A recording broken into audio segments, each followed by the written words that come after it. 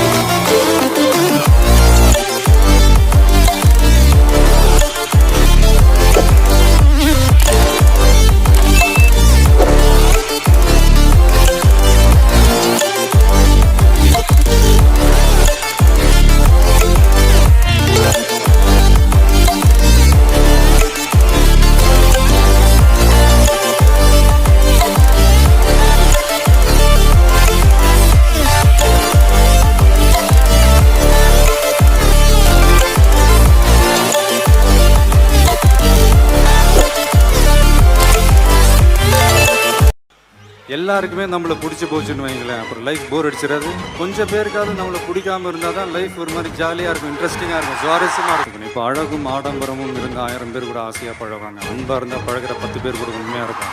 அன்பாக இருக்கிறேன் நினைக்கிறேன், அதனால தான் எனக்கு கிடைச்ச இந்த உண்மையான நண்பர்கள்.